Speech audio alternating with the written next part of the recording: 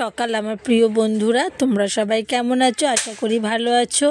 আমি শম্পা নিয়ে চলে এসেছি তোমাদের কাছে নতুন একটা ভিডিও। আর ভিডিওটি যদি তোমাদের ভালো লাগে অবশ্যই লাইক কমেন্ট, আর যারা নতুন দেখছো তারা ভিডিওটি দেখে চ্যানেলটাকে সাবস্ক্রাইব করে পাশে থেকো।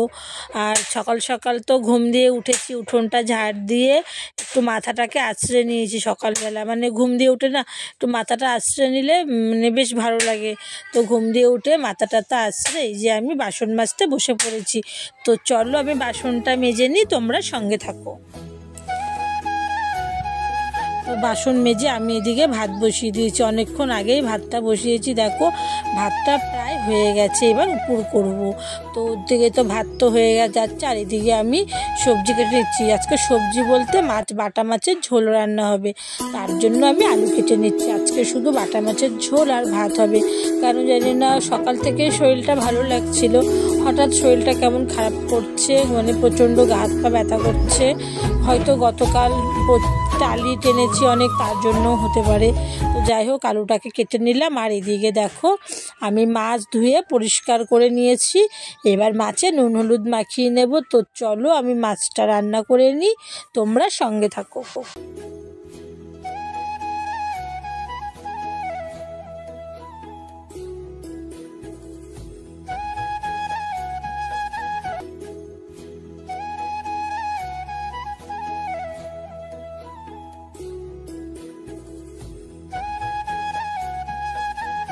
তো মাছে তো নুন হলুদ মাখিয়ে নিয়েছি, তোমরা দেখেছো। তারপর আমি মাছগুলোকে ভেজে নিচ্ছি, মাছটাকে ভেজে মাছের ঝোলটা রান্না করব।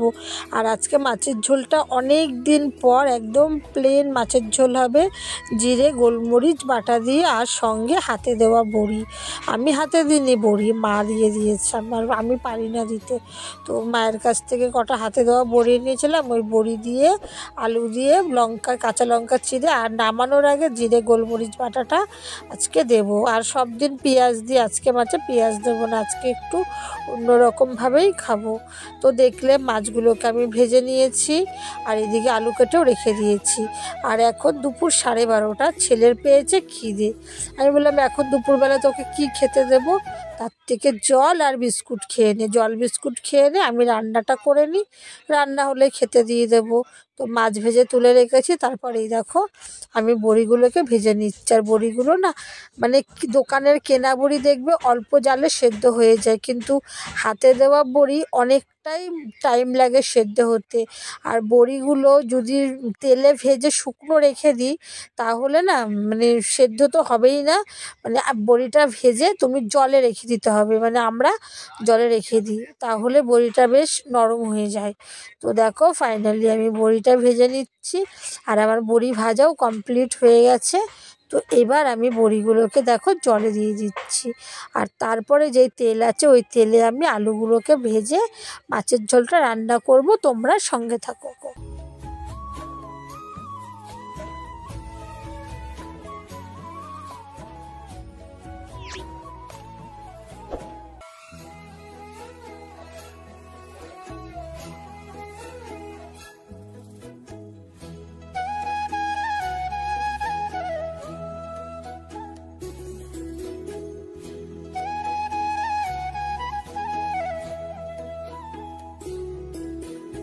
তো আলুটা একটু নাড়াচাড়া করে ভেজে নিয়ে তারপরে আমি ওর মধ্যে বড়িগুলো দিয়ে দিলাম। আর তারপরে যেহেতু একটাই মানে এক রকমেরই তরকারি হবে, তার জন্য ঝোলটা একটু বেশি রাখবো। আর এই দেখো ঝোল দিয়ে দিলাম।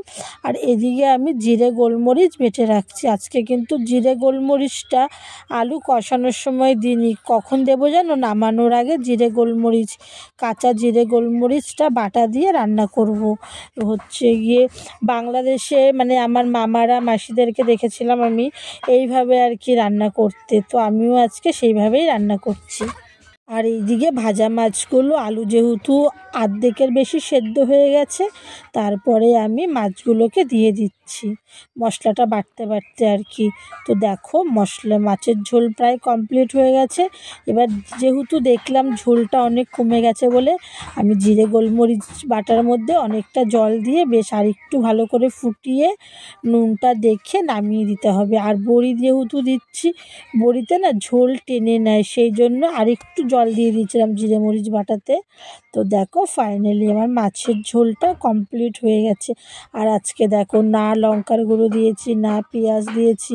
আমার বাংলাদেশের মামা মামি মাসিরা এইভাবেই মাছের ঝোল রান্না করে, তো আমিও আজকে সেভাবেই রান্না করলাম। আমার মাও করে মাঝে মাঝে। তো আমার রান্না বান্না তো কমপ্লিট হয়ে গেল। তো তারপর আমি রান্নার পরে যে বাসন বেরিয়েছে সেই বাসন নিয়ে মাজতে চলে এসেছি কলপাড়ে। আজকে কলপাড়ে মাজতে চলে এসেছি। আর এই কলপাড়টাও আমাদের না, পাশের বাড়ির কলপাড়ে বাসন মাজছি। অ্যাকচুয়ালি আমরা যে এই জায়গাটা থাকতাম সেই জায়গাটা এখন ভাগাভাগি হয়েছে বলে এখন আমাদের কল নেই, কিন্তু খুব শিগগিরই আমি কলটা বাড়িতে নিয়ে নেব। রাস্তার সাইডে একদম কলের চাতাল করে সুন্দর করে আমি নিয়ে নেব কলপাড়টা, বানিয়ে নেব কলপাড়টা।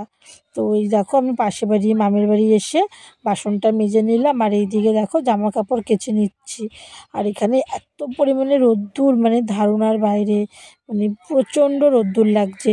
তো যাই হোক চলো সঙ্গে থাকো, আমি জামা কাপড়গুলো কেচে মেলে স্নান করব।